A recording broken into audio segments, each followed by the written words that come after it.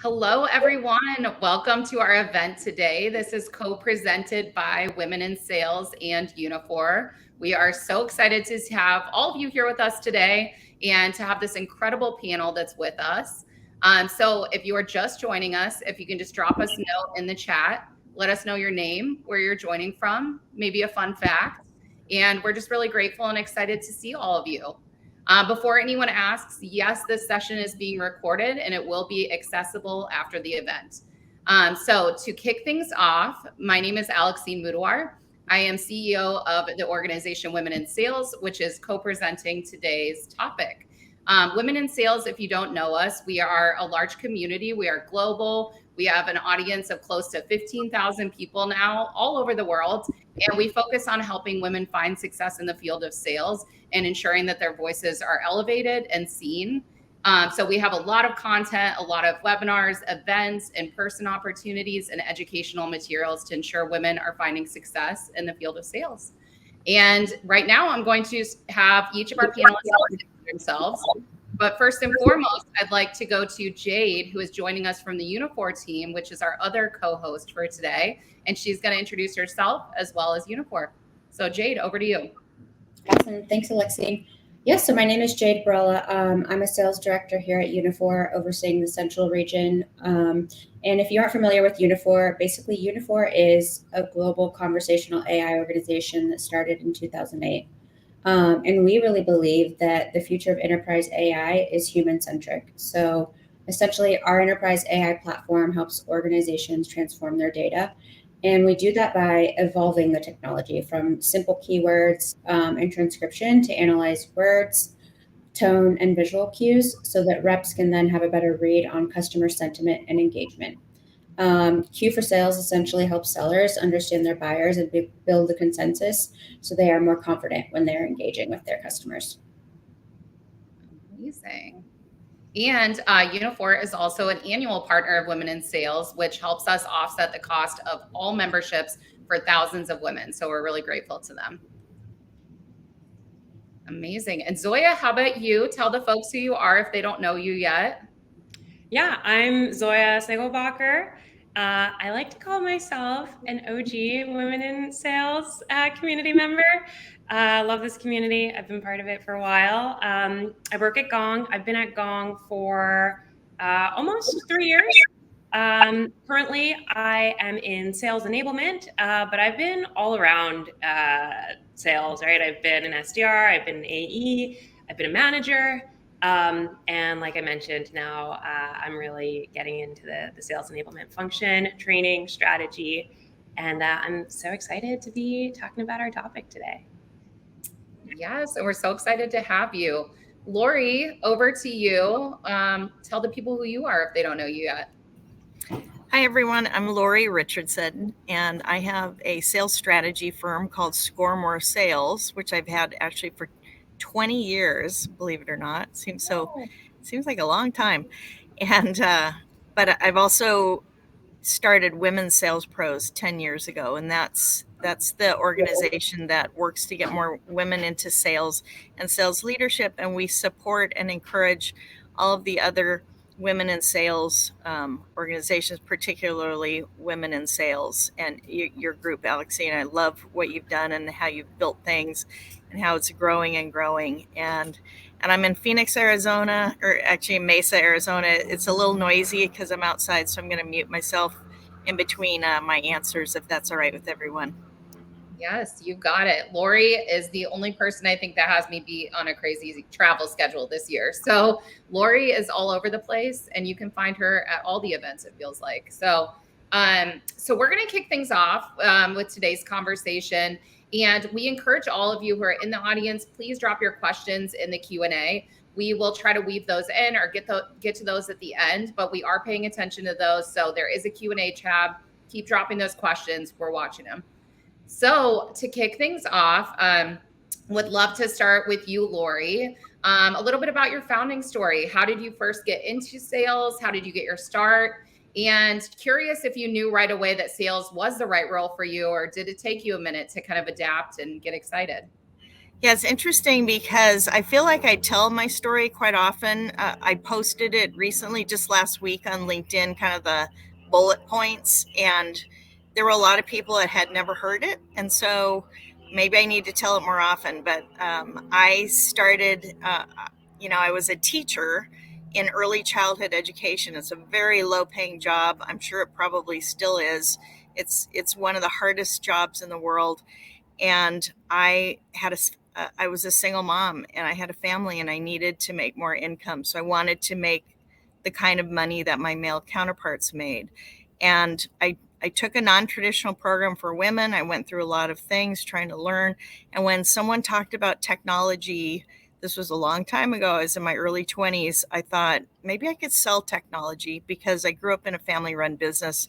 And my grandmother, Mimi, ran a women's apparel store, an upscale women's apparel store. And without knowing it, she taught me how to sell without her telling me. I learned from her, and I started, it was so scary. It was straight commission. I didn't know what I was doing. But the funny thing is that I just met up this past week. Earlier this week, I met with some folks that I actually worked with 35 years ago. And we were all young and didn't know what we were doing. And it was really funny to start, because my first sales job was actually very positive and supportive. It was my second one where I had a lot of trouble being the first woman they had ever hired. So anyway, there's a lot of bullet points. People can look on my LinkedIn profile if they haven't seen it. And it's just very timely since I've been talking about it a lot this week. Yeah. Did I answer all your questions? Yeah, yes, you did. Well, amazing. Yeah. And then Lori also just a week or two ago shared even a broader version of your story. And so I think that was really powerful to read and just to learn a little bit about your history as well. So thank you, Lori, and happy to have you here. Zoya, what about you? How did you get your start? Did you know sales was right away? Tell us everything. Yeah. It's funny. I shared some of this actually like for the first time in a public way with Lori on Lori's podcast. A part I didn't talk about because I don't think I connected the dots. I guess my first job was in retail. So I think in some ways like sales maybe has always been something that I was interested in. But the way I usually think about my journey into sales is like I was getting to the end of college. I had been fundraising for my university, and I had a full-time job after college fundraising for Cornell, my alma mater. And then I got a job as a development associate at Stanford. So that brought me into the Bay Area. I think in terms of like the sales skill set, I think I like took to that quickly. I like speaking to people. The things that I loved about fundraising and development was that I was building relationships. It's fun to be curious. Like I think I just love like learning how people earn their money, learning how their businesses work. And so like I think those things I really gravitated toward. The thing that I wasn't so certain of to start with was like just how much I really wanted to be in tech. So I think like coming to the Bay Area really helped. I was starting to meet people who had these fast-paced jobs and high growth companies. And I had my moment where I thought like, I really want to be part of that. Like this, you know, I have ideas. I have like a lot of energy that I want to give to my work. So I think that came just with time. And I'm kind of in like a part 2 of my sales journey now, which is even like more entrepreneurial. And so for me, it's definitely been a journey, but there's always been this undercurrent of building relationships, wanting to connect with people, wanting to connect other people. And so that's kind of how I've ended up where I am now. And I can talk a little bit more about like the entrepreneurial pursuits later. I also talk a bit about them on my LinkedIn. Yes, love it. And I'm so excited about the entrepreneurial pursuit side because as many of you know, I've been a big champion of this and ensuring that women kind of have, you know, other endeavors if they can outside of their full-time role. So I think that's amazing. So I'm happy to have you here. Jade, what about you? Can you tell us a bit about how you got your start in sales and Just talk a little bit about, if you knew that sales was the right role for you right out of the gates, or if it took you a little bit to really see that you were in the right spot. Yeah, so I grew up in the Central Valley, which is, primarily there's a ton of grapes and farming, and that's what my family did. So, enter UC Davis, where I went to school. I majored in winemaking. And as part of the program there, you actually have to intern. You have to get internship credits. And so I decided to intern at a wine lab. And when I was interning at the wine lab, it was definitely more on the science side, but they needed someone who could navigate tech and put some basic things together in Word and PowerPoint. And their target persona was wineries, so they wanted someone who was willing to go out in the field and sell yeast and all of the other things that wineries need. And day one, I mean, in college, they're teaching you how to brush up your resume and put a suit on. So I decided to wear a suit to my first meeting. And as you can imagine, that was not well received by the buyer. They thought I was the IRS, so I wasn't met with open arms and willingness to buy. And so it really taught me, I would say early on in my sales career, that I really needed to connect and learn how the buyer likes to buy. But outside of that, I would say, I wasn't totally sure, but I definitely knew that I wanted to make a transition to be more customer facing.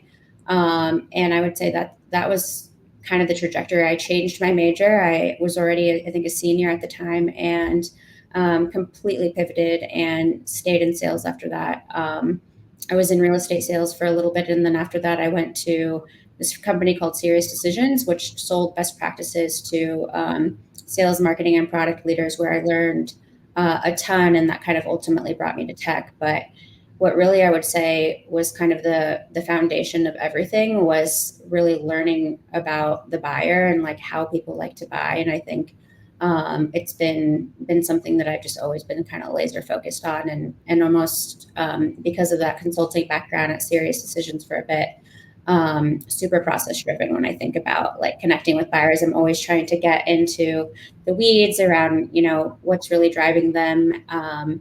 But yeah, never looked back after slanging some yeast to wineries.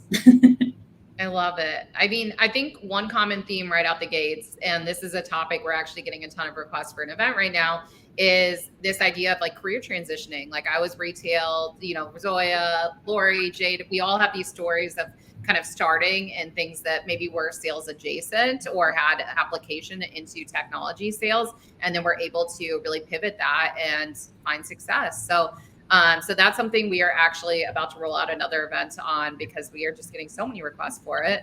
But where we're going to head next is, the topic of this conversation today, the seller confidence, the impact that has on revenue. Really want to get it into understanding, how you all initially built up your own personal confidence. For some individuals, I know, right out the gates, they felt confident. For most of us, we didn't. And we had to stumble a little bit, and we had to kind of grow into that. So for each of you, and I can call on each of you, but would love to hear first and foremost, when you were just starting out in sales, how did you initially start to build personal confidence? And then if there are any resources or were any resources or individuals that you found valuable during those early days, would love to hear about that too. So Zoya, why don't we start with you? Yeah. So my answer is funny. It's going to sound like a gong plug. It's not. But when I was starting out, there was no gong. There weren't call recorders, which would have been massively helpful for me. But there were still ways to see like who top performers were. So for me, it was a lot of one-on-ones, a lot of shadowing. And then this one is going to sound extremely low tech. But I love Post-its to this day. And anytime I would hear someone use like extreme value proposition, or if I heard some sort of conversation happening where I thought, oh my gosh, like, I don't know if I would have thought of that answer on the spot, I would jot down little bullet points and I would just keep them on the bottom of my monitor. I feel like that's like an underestimated low tech solution. That was a big one. And I would say also, like if I'm thinking about resources, I'm a big fan of, this is another gongster, but I'm so entrenched in, my world right now. But pclub.io, I think, is a resource that's super helpful. This is someone who used to work at Gong, who started a company where he's producing just lots of really valuable resources all the time. I'd say like within the last 5 years, like LinkedIn in general has been really helpful. I think at first I was turning to it for resources like pclub.io or like very like tactical or technical kinds of things. But I feel like, again, like in the last 5 years, especially like during the pandemic, I really leaned in. This is where I built like a lot of my community. This is where I got really involved with you, Alexine. And I think really just networking with people. Like there's something really valuable about having really authentic conversation with someone who's high achieving, or with someone you look at them from the outside and you think, oh my gosh, like, how do they maintain their work-life balance? Like whatever it is that you admire about them. And getting to know them as a real person, I think, can be extremely valuable to understand, right? Like at the end of the day, this happens with our prospects too. Like we're all dealing with very similar challenges. We all have whatever, right? Things that we're working on growing. And it can be really helpful to just put things into perspective and to kind of like, at least for myself, inspire me if I ever felt like there was a gap or if I ever felt overwhelmed, to just get that perspective and, rededicate to getting through whatever that gap was or whatever that challenge was. Absolutely. I laughed because someone put where my brain goes to in the comments about the Post-it notes, which was literally the same system I used when I was starting out. And I would keep notes on like what questions confused me or threw me off. They said it always reminds me of Romy and Michelle's high school reunion, which is so thank you, Natalia. You are correct. Jade, what about you? Can you talk a little bit about when you were just starting out in sales, how you started to build your own personal confidence and what individuals or resources you found really valuable at the time? Yeah, I would say two key things for me that come to mind, especially when you talk about self-confidence. It's self-worth, is like feeling worthy enough to be there and show up. I'm a big fan of Jay Shetty, Huberman Labs, and I consume. I think before I start the day, I've consumed 1 or 2 podcasts. But one of the books before I really got into those podcasts that resonated with me to help me feel more confident and just kind of dissect what I was doing and maybe what I wasn't paying attention to was Nice Girls Don't Get the Corner Office. It's kind of a funny book, and it's just a bunch of tips. But it's little things that you just don't think about, like stating your full name when you introduce yourself versus, your male colleagues. Maybe we're always doing that. And so there were little things that I just think some of the tips are so funny because I'm like, that's maybe a bit outdated, but like it's a good funny read, and I definitely recommend it. So that really helped. But feeling worthy and showing up, I actually would say once I had a little bit more money and I was a little more established in my career, going to therapy helps a lot to figure out, are there periods of your career where you're not feeling as confident because something else is going on in your life, and how can you dissect that? And then I try to put that into a process. So like similar to, other folks, I have a process, and now in my current role, we actually have something that actually looks at the emotions of how you're responding on a call, which I think is cool, because I'll go back and I'll dissect and say, I didn't really perform my best.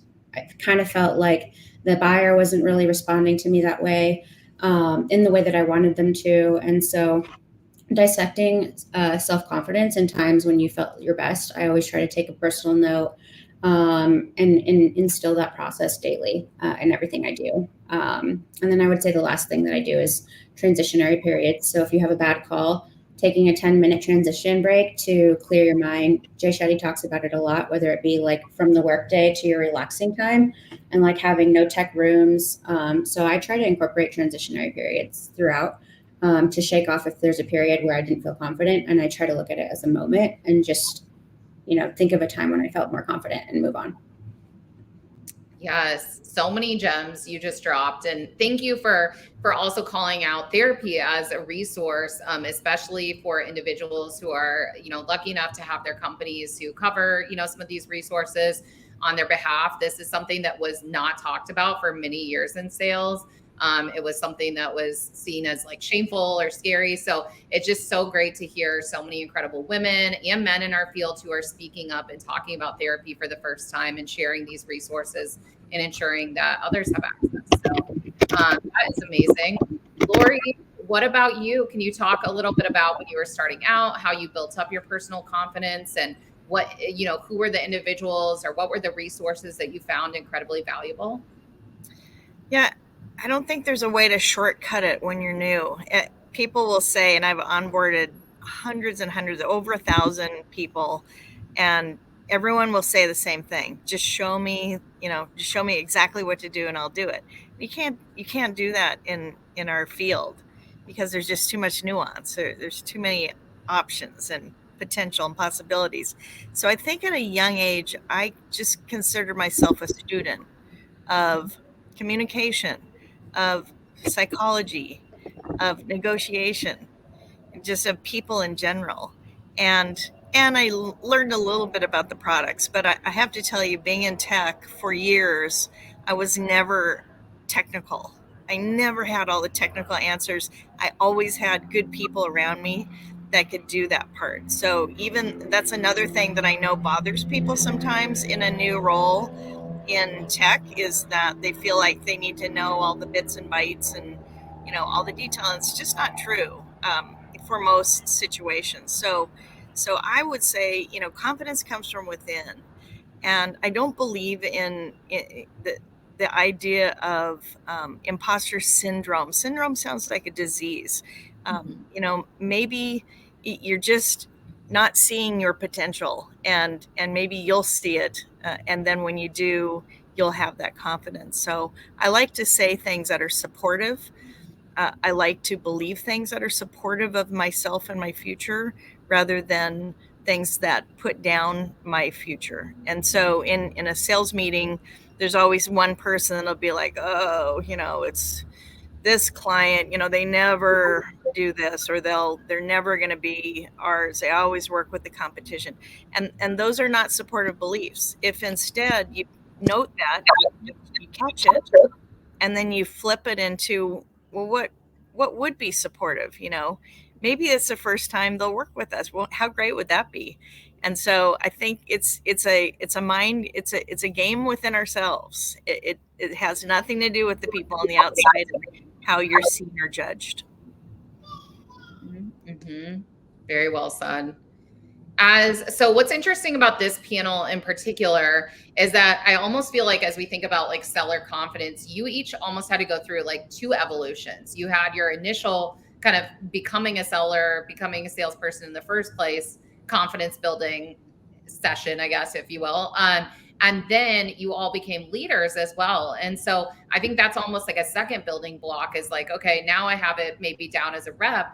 Now, how do I become confident as a new leader? So would love to start to drift into talking about, what some of those big challenges were of initially stepping into a leadership role for the first time, because I know we have a lot of community members who do want to move into sales leadership roles, whether that's in sales engineering and in AE teams and SDR organizations. So talking about this, and then if you can share, for some of those challenges that did come up when you were stepping into leadership initially, how did you combat those, and how did you overcome some of those barriers?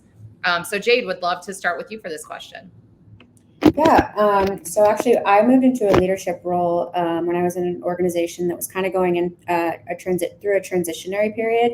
It was a year from it being acquired by Forrester. So I lost, I would say, three of the folks that I was reporting to. So I went through three different managers. So your first year, you're kind of hoping, that's your first line of defense. That person's going to develop you. And I don't know, I don't want to say I scared them away, but I had to look for other resources during that transitionary period. And I that's what I did. I looked at other folks that were in the business that maybe weren't sales leaders. I looked at, folks in marketing to see, what they really look for in a strong sales manager partner.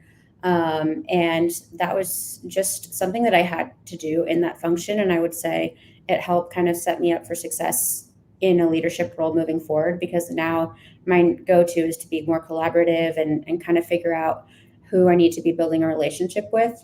But I would say that was one of the first challenges. And then the second was earning trust with reps. I think that's huge. At the time, I knew the product, but once Forrester acquired us, product was actually completely different.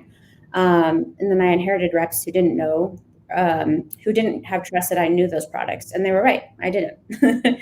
And so, being really candid and honest with them, it wasn't always about me knowing those products, but also giving them the perspective of the buyer.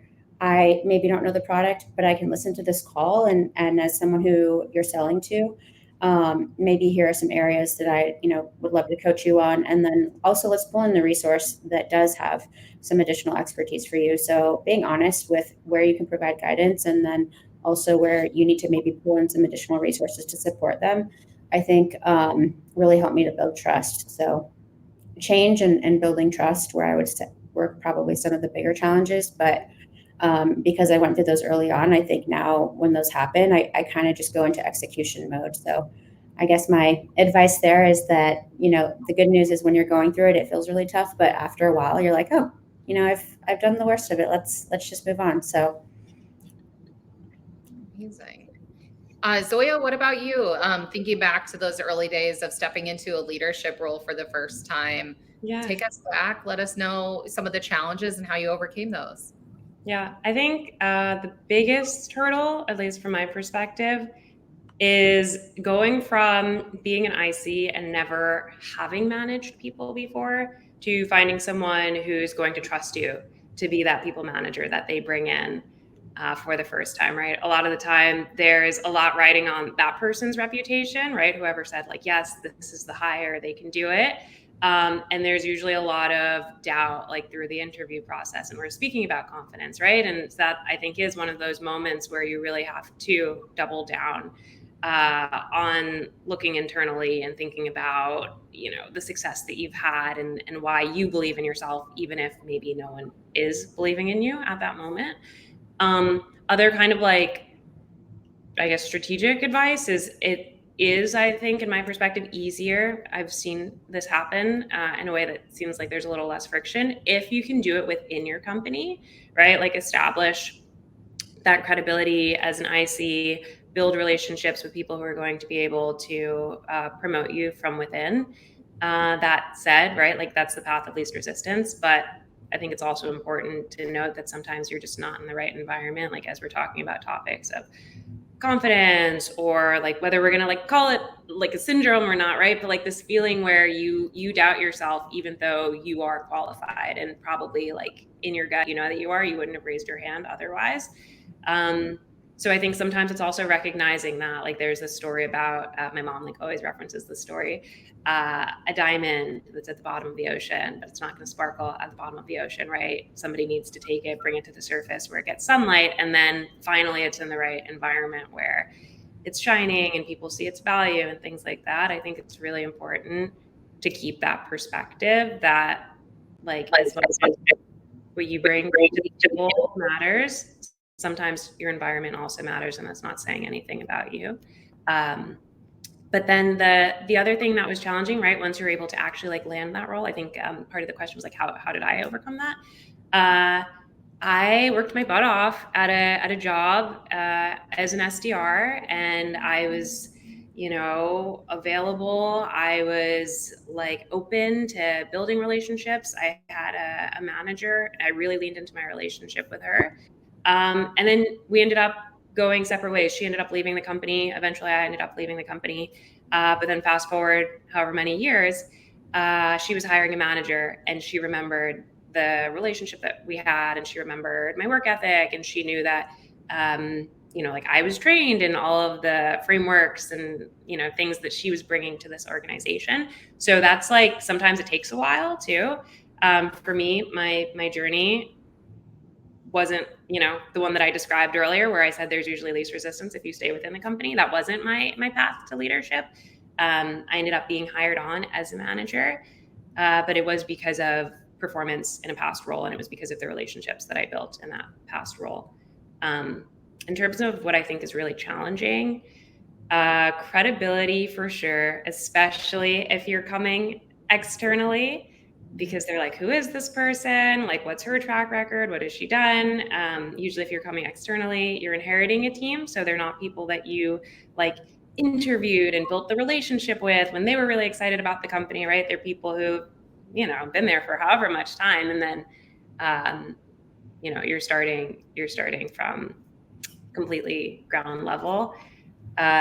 Ways to lean in there, I would say, are like really doing the things that they're doing. That was part of my strategy. I thought to myself, okay, I wasn't promoted from an IC to this role, so I want to show them that like I know how to prospect. I'll get on the phones with them. When we role play, like I'll be the SDR sometimes. So I think those are small things that you can do that can show your credibility and your understanding of the role. And the last thing I'll say that I think is challenging for new managers, it was challenging for me, like the superhero complex, where you come in and you really want to be able to solve every problem and you want to be able to be of value. Like I found myself like really like trying to prove like I'm valuable, I'm helpful, to the point, this is going to sound ironic because my title is enablement. There's like different definitions of enablement.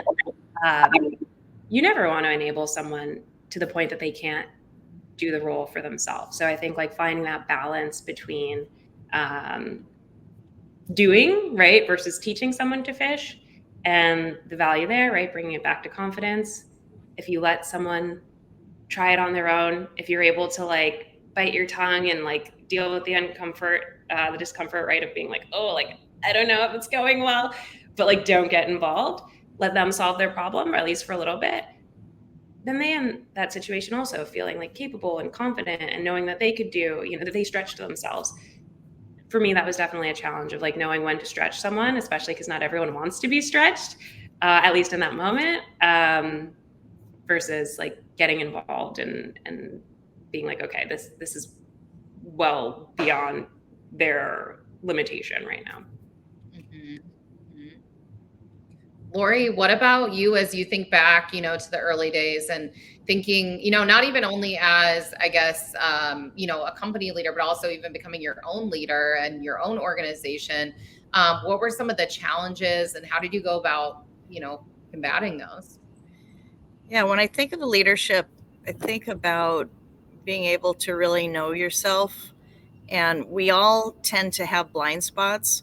So it's good to have trusted advisors that you can get input from people on. So if anytime you're considering a role, whether it's leadership or it's just a more senior role in what you're doing, I'd first think about, you know, try to take a real objective view of what I can bring and what I can do. And I want to work on the skills that I think I might be short on.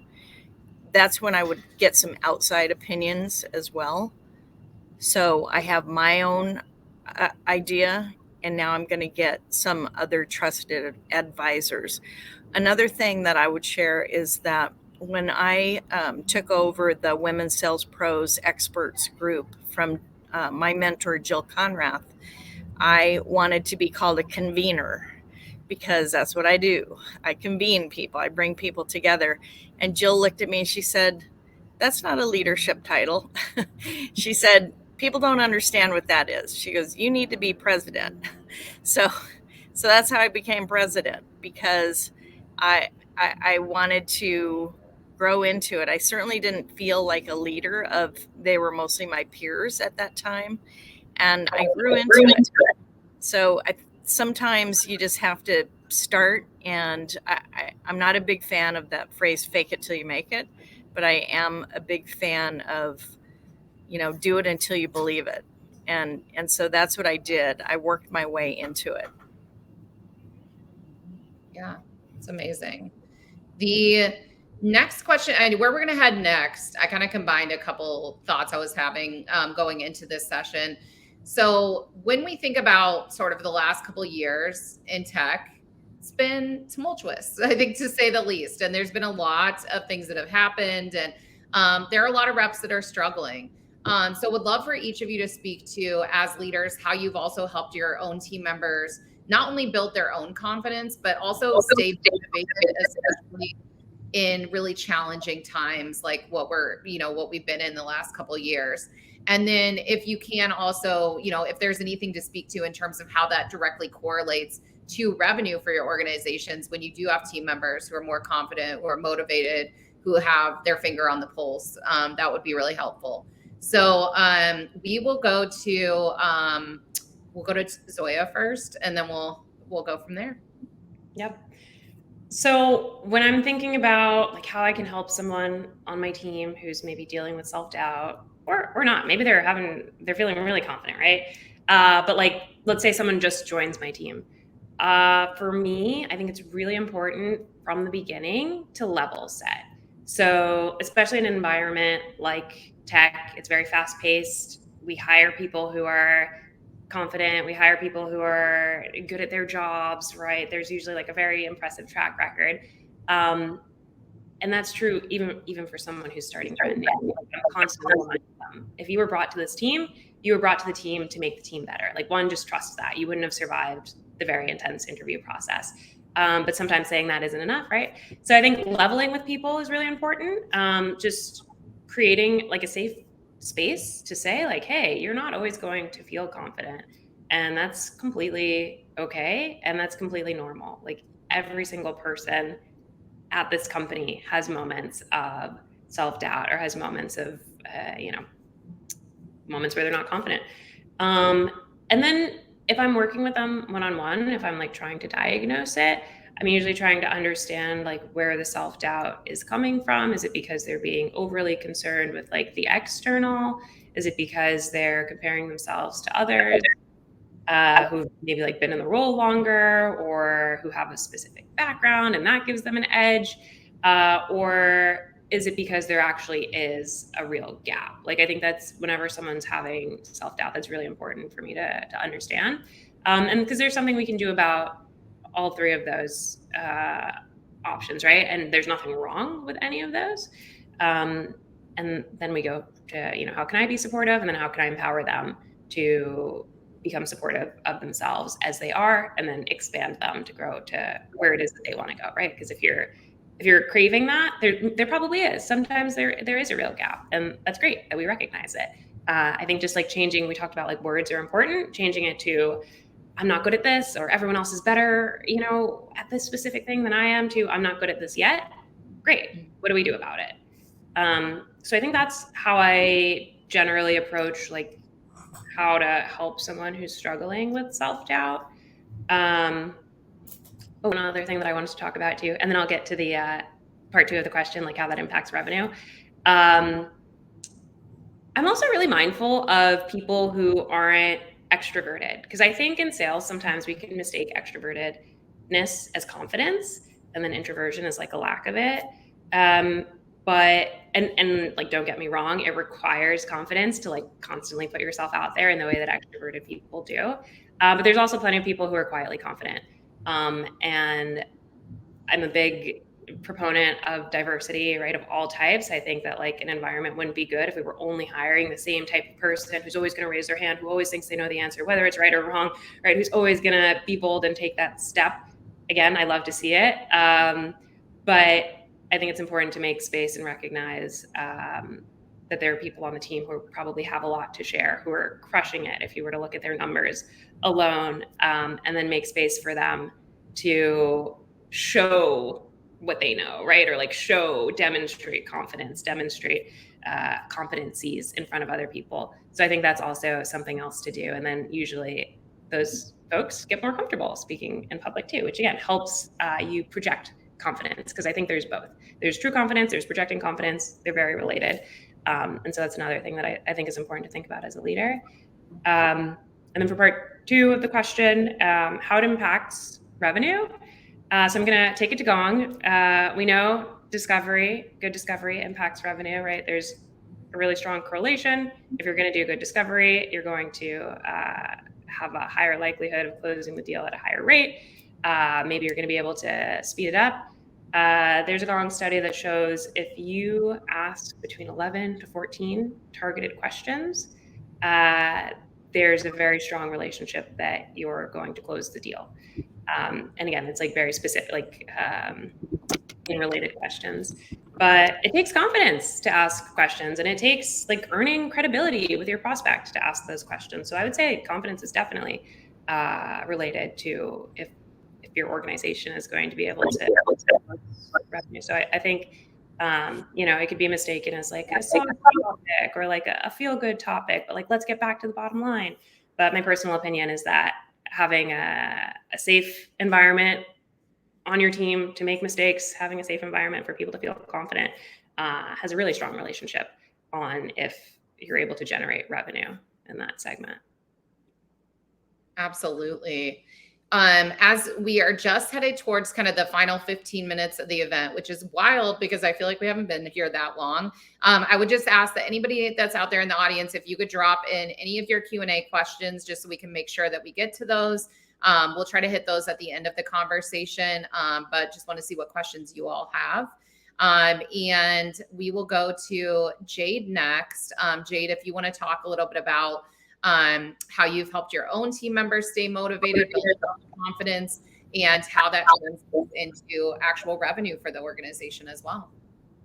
Yeah, I would say similar to Zoya, level setting right from the beginning. So I'm someone who kind of likes to sit back, listen to some calls, observe before doing that, I would say, and just kind of understand that person's workflow.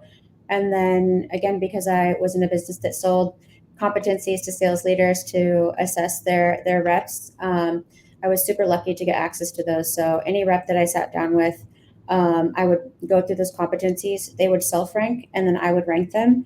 And then I would also drop in their aspirational role too. So if we had the competencies, great for their aspirational role.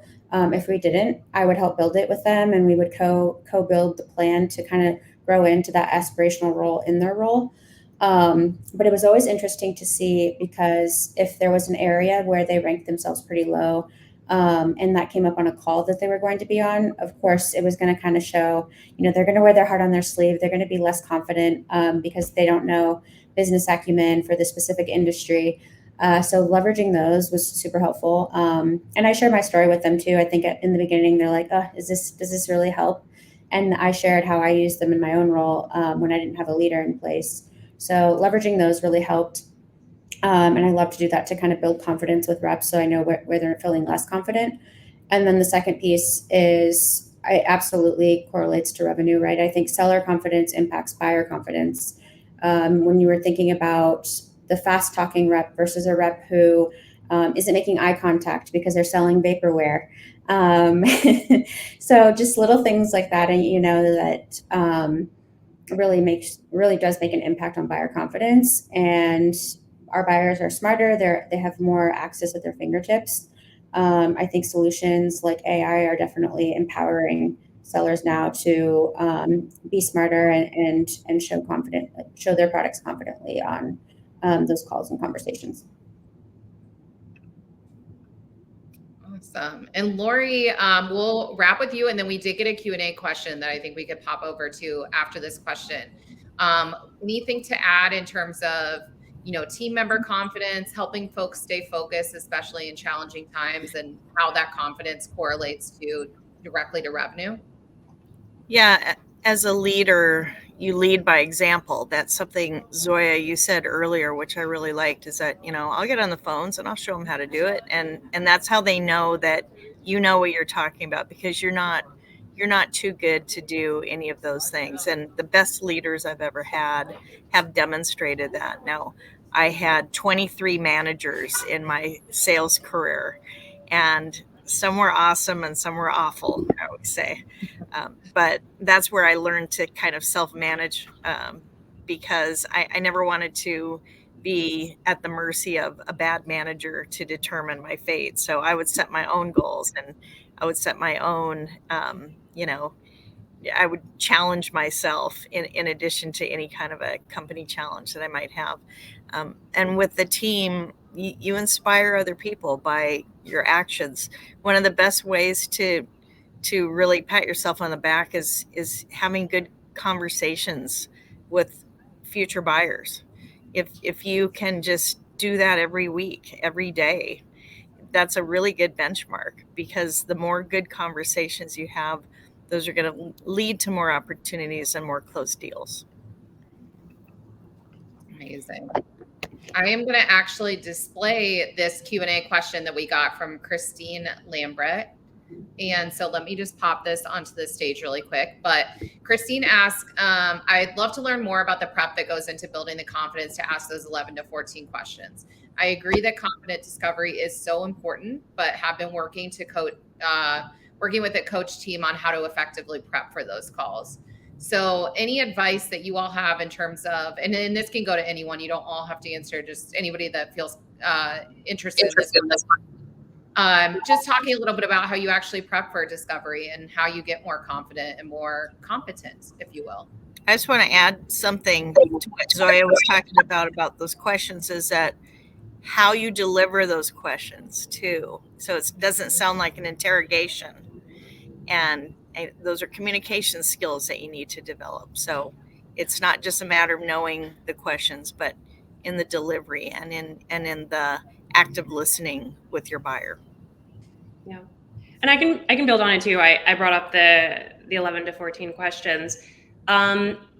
Really knowing your persona as well and being able to speak their language. So that's going to come in the form of prep before you get on the call. But if you're able to earn that credibility, like you'll feel it. You can tell on a call when someone's leaning in and engaged with what you're saying versus when they're like suspicious or judging or doubting, right? So like to gain that like business stature with them, it really helps to speak their language. So do research on like what they call their customers. Do they call them guests? Do they call them users? Like these are very specific examples, but being able to speak their language, number one, being able to speak their language in terms of like where they are in the org. So if you're speaking to someone who's very senior, right, we're probably not going to get technical and like in the weeds and things like that. We're going to be more focused on strategy. We're going to be looking toward next year, next quarter, right, versus a different buyer persona. So I think a lot of it is going to come with like the prep that you do before.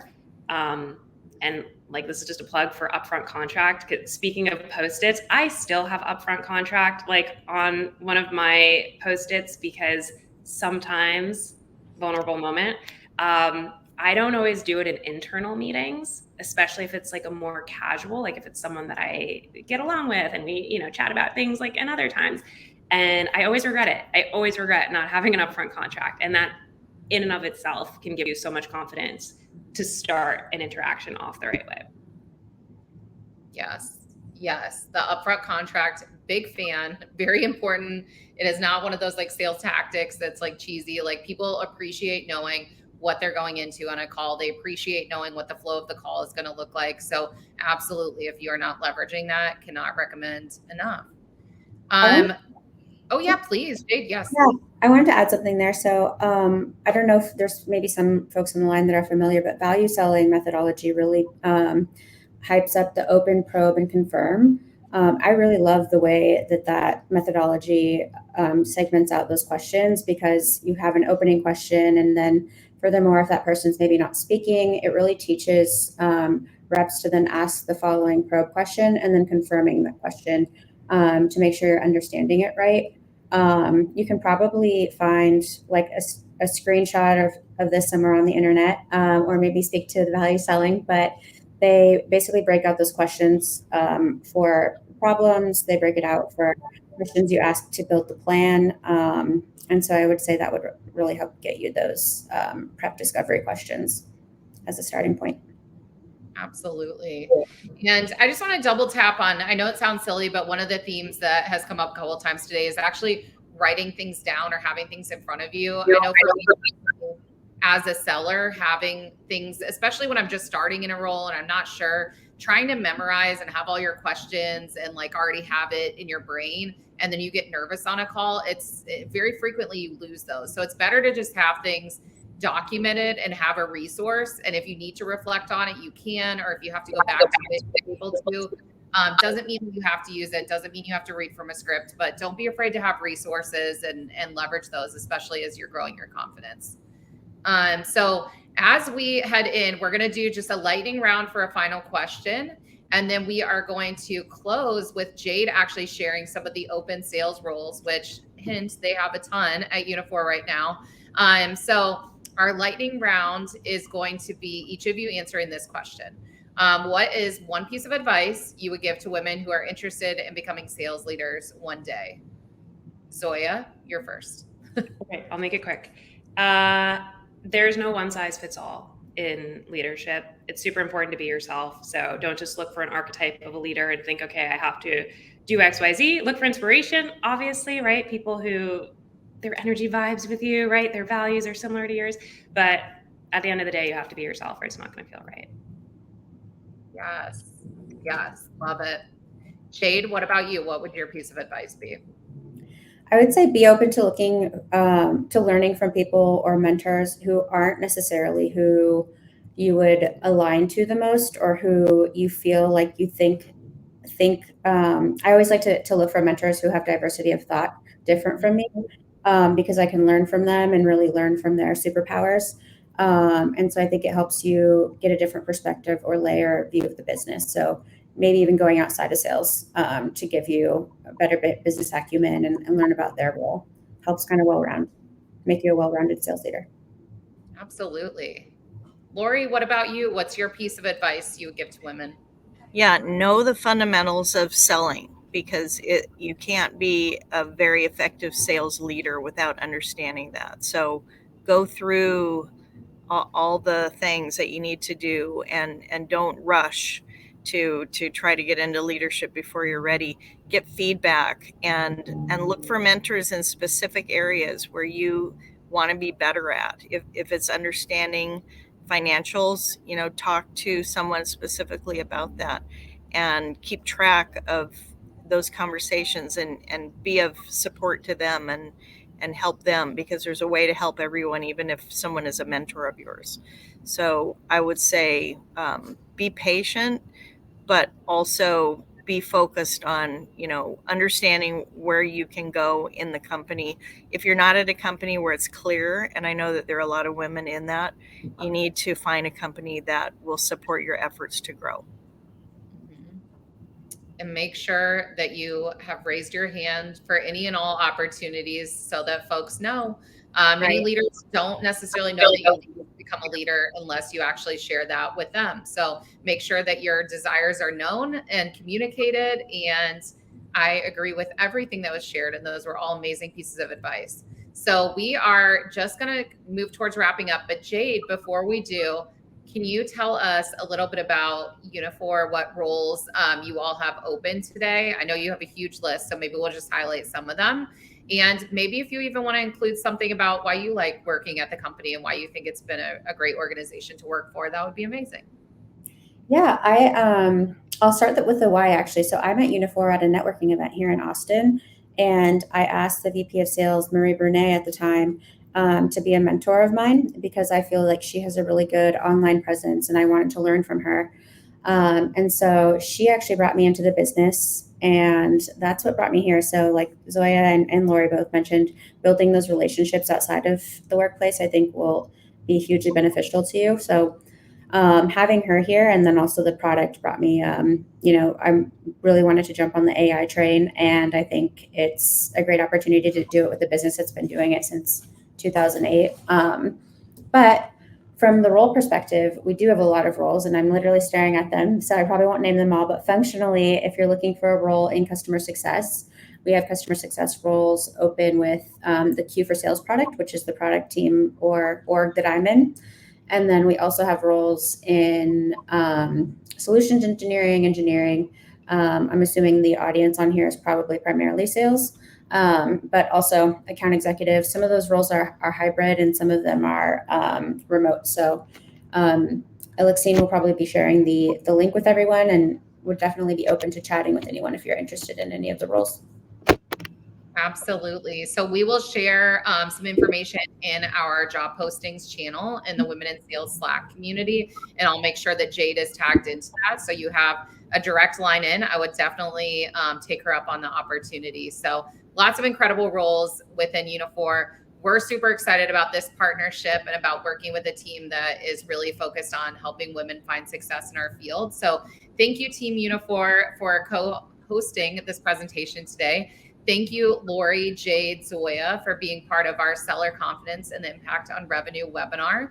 And again, this recording will be accessible after the event. You can share it out with others. They can still register and access this even after the event is over.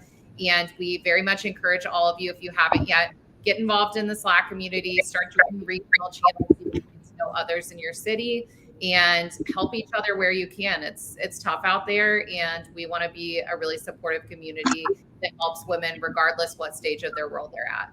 So thank you all for being here. Thank you to our panelists, and we will see you very soon for our next event. Thanks, everybody. Thank you.